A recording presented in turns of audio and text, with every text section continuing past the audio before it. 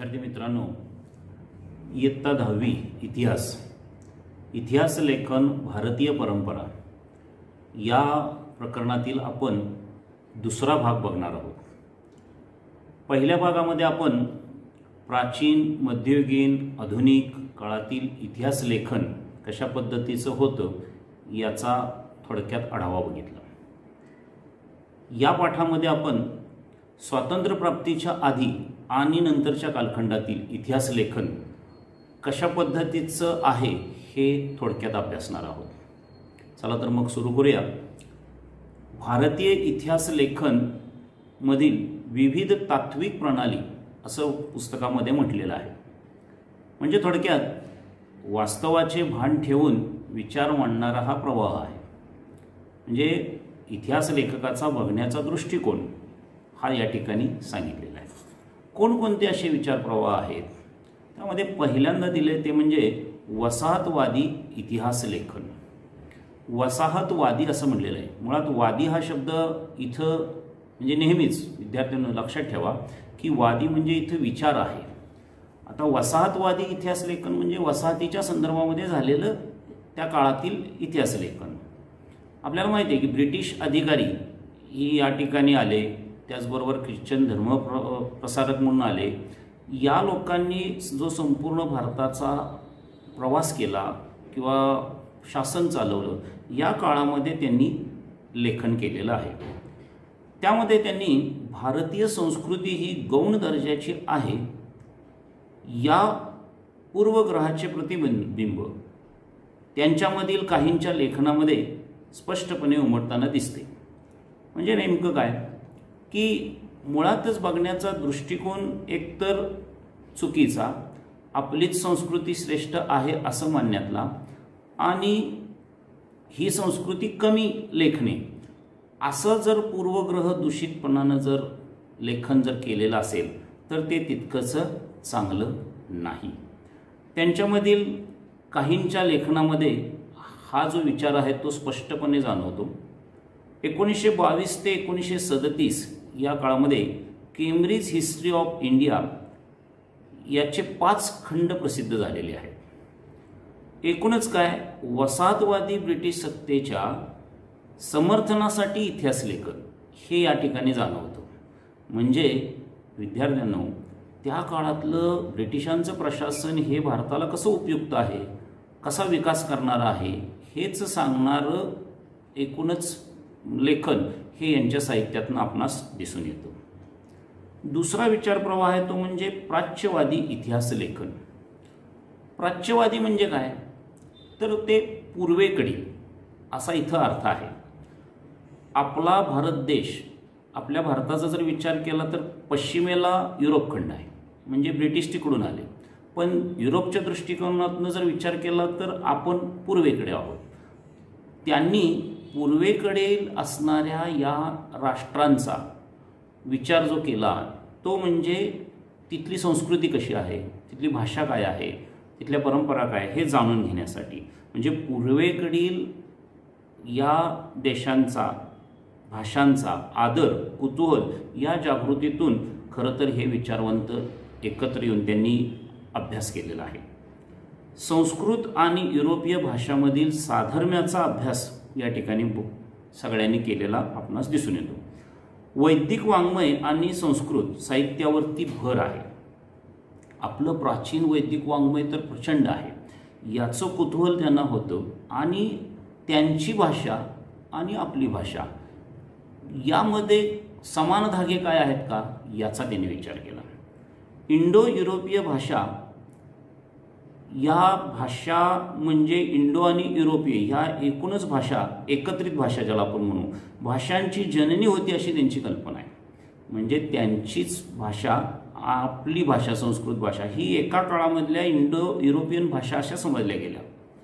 सन 1784 मध्ये sir William Johne's यांनी कलकत्ता येथे एशियाटिक सोसायटीची स्थापना केली। कशासाठी केली ती, यामुळे भारतीय वाङ्मय आणि त्या संदर्भातला अभ्यास याला चालना मिळावी म्हणून हे त्यांनी एशियाटिक सोसायटीची स्थापना कलकत्त्यामध्ये केलेली दिसते। दुसरे अभ्यासक आहेत ते म्हणजे फ्रेडरिक मॅक्समिलर यांनी, म्हणजे मूळचे ते जर्मनचे, यांनी संस्कृत ही अतिप्राचीन भाषा आहे असं सांगितलेलं आहे. आणि मुळात आहेच. हितोपदेश या ग्रंथामध्ये, या संस्कृत ग्रंथाचा जर्मन भाषेमध्ये त्यांनी अनुवाद केला. म्हणजे हितोपदेश हा संस्कृत ग्रंथ आहे की जो नारायण पंडितांनी लिहिला. बंगालचा राजा जो आहे धवलचंद्र यांच्या आश्रयाला नारायण पंडित होते, त्यांनी हितोपदेश लेखन केलं. ते संस्कृतमधलं लेखन हा जर्मन इतिहासकार हा त्याचा अनुवाद जर्मनीमध्ये करतो. आणि याच्यामध्ये नेमकं काय आहे तर आपण लहानपणापासून ज्या ऐकत आलेल्या नीती कथा आहेत त्याचा उल्लेख याच्यामध्ये आहे. म्हणजे भारतीय संस्कृतीमध्ये ज्या पद्धतीनं जीवन कसं जगावं किंवा दिनचर्या कशी असावी या संदर्भातले हे हितोपदेश हे ग्रंथ महत्त्वाचे आहेत की ज्याचा अभ्यास या फ्रेडरिक मॅक्समिलरनी केलेला आहे. The sacred books of the east. तर सेक्रेडचा अर्थ पवित्र असा आहे. या नावाने 50 खंड संपादित केलेले आहेत. म्हणजे इतिहास लेखनासाठी उपयुक्त असणारे ग्रंथ एकत्रित करणे आणि त्याचा चिकित्सक अभ्यास करून आपल्या भाषेमध्ये त्याचा अनुवाद करून घेणे हे काम या फ्रेडरिक मॅक्समिलर यांनी केलेलं आपणास दिसते. शिवाय त्यांनी ऋग्वेदाचे संकलनही केलेलं आहे. त्याचा जर्मन भाषेत अनुवादही केलेला आहे. म्हणजे बघा विद्यार्थ्यांनो, हे एवढं क्लिष्ट काम भारतामध्ये येणं आणि निरीक्षण करून ते सगळं आत्मसात करणं आणि आपल्या देशाला ही संस्कृती सांगणं हे काम किती महत्त्वाचं आहे ते त्यांच्या दृष्टीनं त्यांनी केलेलं आपणास दिसून येतं. एडवर्ड सईद या विद्वानाने यावरती छुपे साम्राज्यवादी हितसंबंध प्रकाशात आणले. म्हणजे या प्राच्यवादी इतिहास लेखनामध्ये सुद्धा साम्राज्यवादी इतिहास संबंध हे कसे आहेत हे दाखवण्याचं काम सुद्धा या एडवर्ड सईदनी केलेलं आपणास दिसून येतं. पुढचा मुद्दा आहे तो म्हणजे राष्ट्रवादी इतिहास लेखन.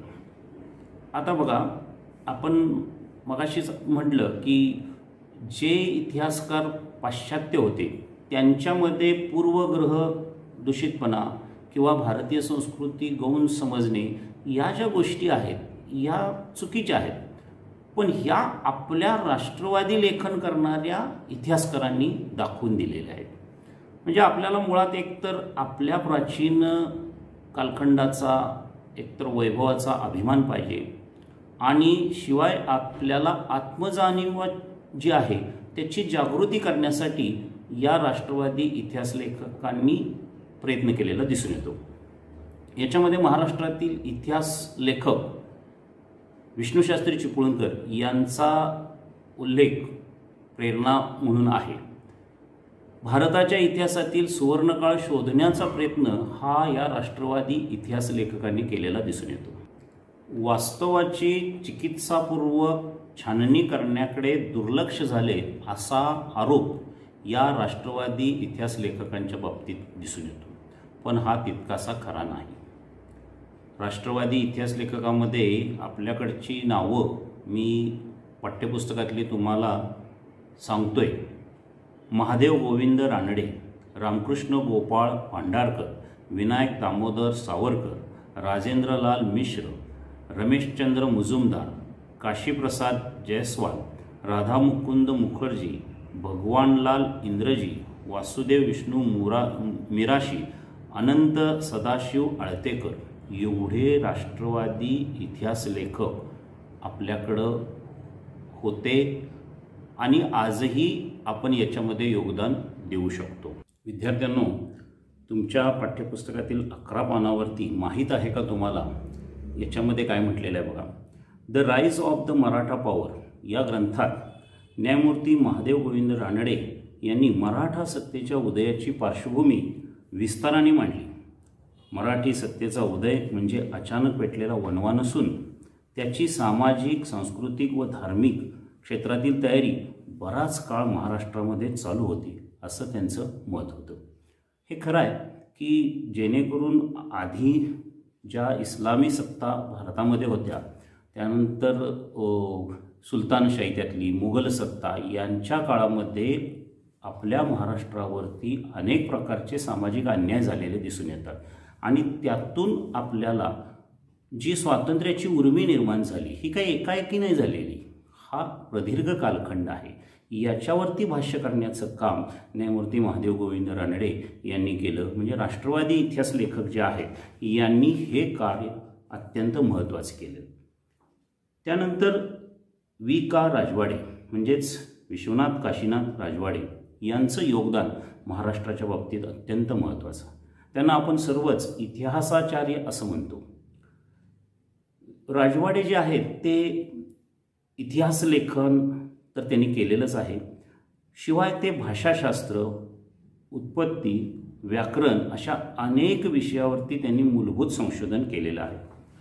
आपला इतिहास आपण लिहिला पाहिजे असं ते आग्रहाने मांडतात. मराठ्यांच्या इतिहासाची साधने त्याचे 22 खंड त्यांनी संपादित केलेले आहेत. संपादित करणे म्हणजे विद्यार्थ्यांनो काय, तर इतिहास लिहिण्यासाठी किंवा इतिहास मांडण्यासाठी ज्या अस्सल कागदपत्रांचा आपल्याला आधार घ्यावा लागतो ती कागदपत्रं गोळा करण्याचं काम राजवाडे यांनी केलेलं आहे. आणि ती अस्सल कागदपत्र आज आपल्याकडे उपलब्ध झाल्यामुळे मराठ्यांचा इतिहास आपण जाणून घेऊ शकतो, किंबहुना अजूनही त्याच्यामध्ये आपल्याला भर घालण्याची शक्यता नाकारता येत नाही. कारण का, उपलब्ध पुरावे जसे सापडतील तसा इतिहास हा बदलू देखील शकतो. त्यांच्या मते इतिहास म्हणजे भूतकालीन समाजाचे सर्वांगीण समग्र जीवन दर्शन असं त्यांचं मत होतं.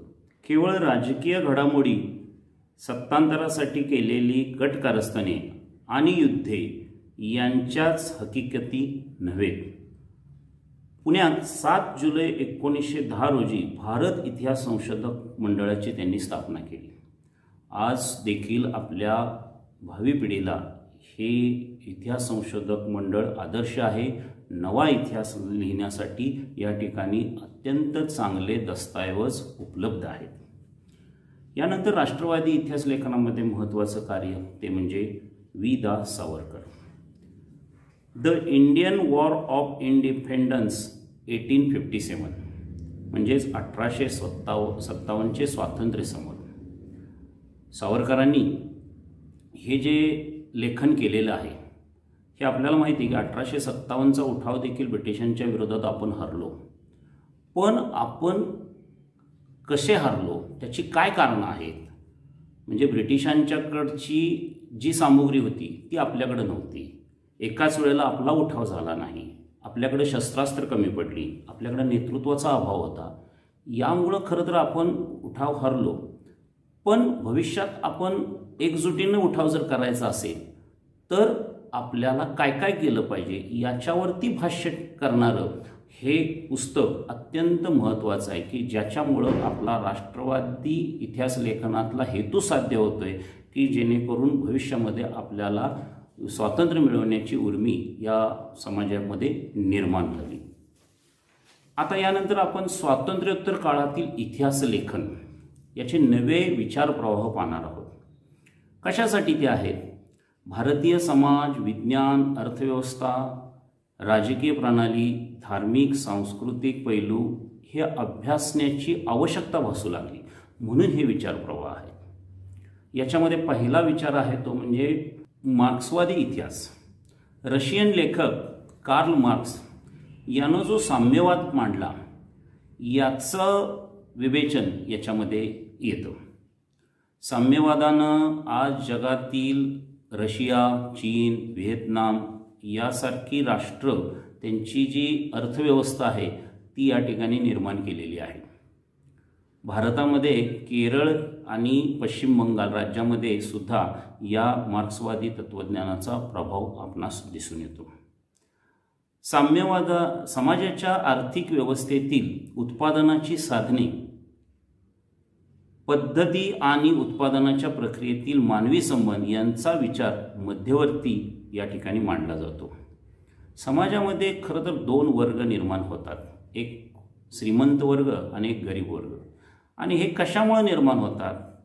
समाजाच्या एकूणच आर्थिक संतुलन करण्यासाठी खरं तर ह्या गरीब लोकांचा किंवा मध्यमवर्गीय लोकांचा फार मोठा विकासात वाटा असतो, परंतु खऱ्या अर्थानं त्यांच्याकडं तो वाटा मिळत नाही आणि मग समाजामध्ये हे विसंगती निर्माण होते. मार्क्सवादी तत्त्वज्ञानामध्ये स्वातंत्र्य व समतेवर आधारलेला हा विचार आपणास दिसून येतो. सर्वसामान्यावर होणारा परिणाम याचे विश्लेषण करणे हे ह्या विचारांचं सूत्र आहे. जाती व्यवस्थेमध्ये होत गेलेल्या बदलांचा सुद्धा अभ्यास या मार्क्सवादी तत्त्वज्ञानातून आपणास इतिहासकारांनी दाखवून दिलेला आहे. भारतामध्ये असे कोण इतिहासकार आहेत की जे साम्यवादाचा पुरस्कार करणारे आहेत? Damodar Kosambi, comrade Shripad Amrit Dange, Ramsharan Sharma, comrade Sharad Patil. यातील कॉम्रेड शब्द काय सांगतो तर कॉम्रेड याचा अर्थ मित्र किंवा साथी असा आहे.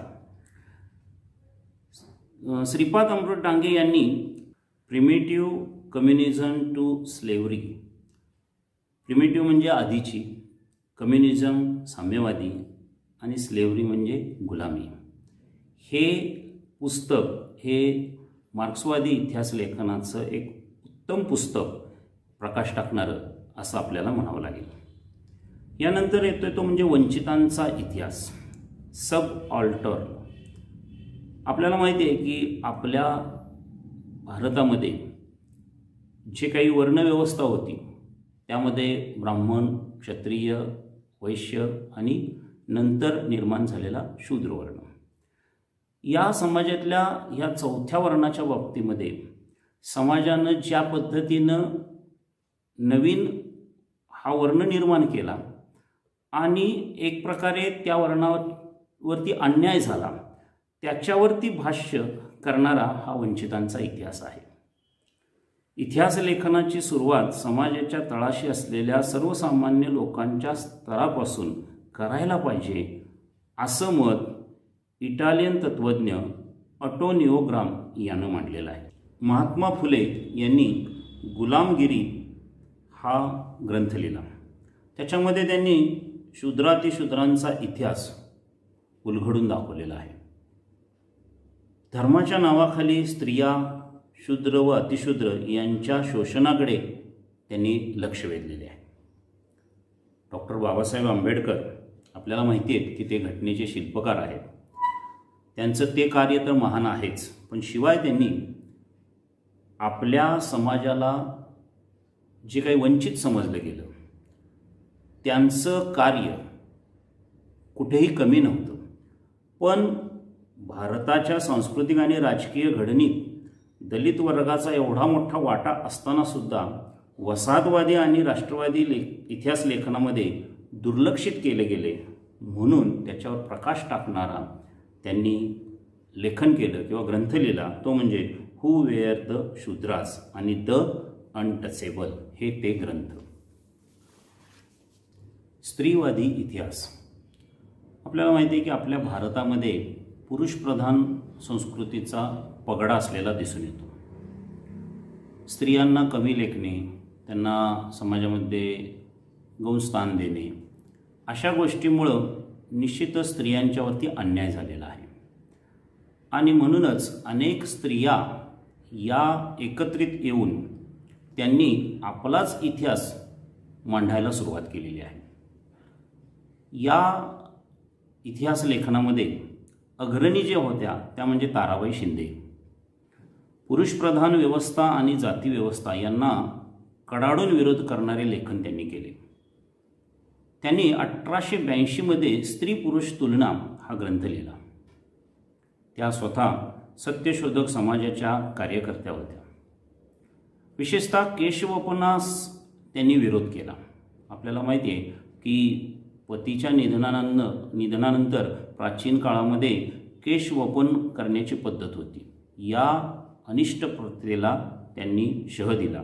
स्त्रीवादी इतिहास लेखनामध्ये दुसऱ्या लेखिका आहेत त्या म्हणजे लक्ष्मीबाई उर्फ पंडिता रमाबाई. यांनी द हायकास्ट हिंदू वुमन हा ग्रंथ 1887 या साली लिहिलेला आहे. त्या बालविधवा स्त्रियांच्या उद्धारासाठी कार्यरत होत्या. शारदा सदन हे मुंबईमध्ये निर्माण केलेली त्यांनी संघटना, याच्यातून स्त्रियांना स्वतःच्या पायावरती कसं उभा राहता येईल याकडे त्यांनी लक्ष वेधलं. चूल आणि मूल या पारंपरिक पद्धतीतून बाजूला करून स्त्रियांना स्वतःच्या पायावरती उभं करणं आणि समाजामध्ये एक मानाचं स्थान निर्माण करणं यासाठी त्यांनी कार्य केलं. मीरा कोसंबी या अलीकडच्या काळातील लेखिका यांनी crossing thresholds feminist essays in social history हा ग्रंथ लिहिला. थ्रेशोल्ड्स म्हणजे उंबरठा, फेमिनिस्ट स्त्रीवादी, एसेज म्हणजे निबंध. थ्रेशोल्ड्स म्हणजे उंबरठा असं जे म्हटलेलं आहे हे कशासाठी? अनेक सामाजिक बंधनांचा जो काही उंबरठा आहे स्त्रीच्या बाबतीमध्ये निर्माण झालेला, तो ओलांडून ही स्त्री खऱ्या अर्थानं समाजामध्ये अर्थार्जनासाठी बाहेर पडली, शिक्षणाचा हक्क मिळवून घेतला, शिवाय समाजामध्ये आपलं स्वतःचं स्थान उंचावण्याचा प्रयत्न केला. अशा सर्व स्त्रियांचे संकलन या मीरा कोसंबींनी आपल्या लेखनामध्ये केलेलं दिसून येतं. त्याच्यामध्ये पंडिता रमाबाईंचा तर उल्लेख आहेच, शिवाय भारतातील पहिल्या कार्यरत स्त्री डॉक्टर रखमाबाई राऊत यांचा उल्लेख येतो. पुस्तकामध्ये आपल्याला डॉक्टर रखमाबाई असं म्हणलेलं आहे, पण त्यांचं आडनाव राऊत. आता या कार्यरत स्त्री असं का म्हणलेलं आहे तर आपल्याला माहिती आहे की आनंदीबाई जोशी या पहिल्या भारतीय डॉक्टर आहेत, स्त्री डॉक्टर आहेत. 1885 अमेरिकेत त्यांनी पदवी संपादन केली, पण भारतामध्ये आल्यानंतर त्यांना सामाजिक सेवा ही फारशी करता आली नाही. त्याचं कारण म्हणजे त्यांना अल्पायुष्य मिळालं. पण 1894 इंग्लंडमध्ये पदवी घेतलेल्या ज्या रखमाबाई राऊत आहेत यांना मात्र प्रदीर्घ कालखंड हा आपल्या भारतीय लोकांच्या सेवेचा मिळाला. त्यामुळं त्यांना आपण म्हणतो की पहिल्या कार्यरत स्त्री असा त्यांचा उल्लेख केलेला आहे. यामध्ये शर्मिला रेघे यांनी महाराष्ट्रातील दलित स्त्रियांच्या अन्यायाविरुद्ध आवाज उठवलेला. लिंगभाव आणि जातीवरील संशोधनामध्ये महत्त्वाचे बदल झाले. त्यांनी रायटिंग कास्ट आणि रायटिंग जेंडर, रीडिंग दलित वुमेन्स टेस्टिमोनीज हा ग्रंथ लिहिलेला आहे. टेस्टिमोनीचा अर्थ प्रशंसापत्रे. दलित स्त्रियांच्या आत्मचरित्रावरील निबंधाचे हे एका अर्थाने शर्मिला रेघेंचं संकलन आहे. तुम्हाला तुमच्या पुस्तकामध्ये माहीत आहे का तुम्हाला म्हणून जो भाग दिलेला आहे त्याच्यामध्ये गोविंद सखाराम सरदेसाई यांनी मराठी रियासत प्रकाशित करून मराठी इतिहास लेखन क्षेत्रात मोठी कामगिरी केली. त्याचे हे कार्य इतके लोकप्रिय झाले की समाज त्यांना रियासतकार या नावाने ओळखू लागला. त्यांनी मराठ्यांचा समग्र इतिहास अनेक खंडामध्ये प्रकाशित केलेला दिसतो. रियासतकार म्हणजेच साम्राज्य असा त्याचा अर्थ येतो. आता आपण विशिष्ट विचार प्रणालीचा आश्रय न घेतलेल्या इतिहासकारांचा उल्लेख करणार आहोत. सर यदुनाथ सरकार, सुरेंद्रनाथ सेन, रियासतकार गो स सरदेसाई, त्र्यंबकशंकर शेजवळकर यांची नावे आपल्याला घेता येतील. शिवाय स्वतंत्रपणे य दी फडके, रामचंद्र गुहा यांनीही आधुनिक इतिहास लेखन केलेले दिसते. तर विद्यार्थ्यांनो, आज आपण भारतीय इतिहास लेखनातील विविध तात्विक प्रणालींचा या ठिकाणी अभ्यास केलेला आहे. या पाठामध्ये येणारे जे विचार आहेत, शिवाय जे इतिहास लेखक आहेत त्यांनी लिहिलेल्या ग्रंथांचा पुन्हा पुन्हा वाचन करून तुम्ही अभ्यास केला पाहिजे. म्हणजे येणाऱ्या पुढच्या परीक्षेला आपण नक्की सामोरे जाऊ शकतो.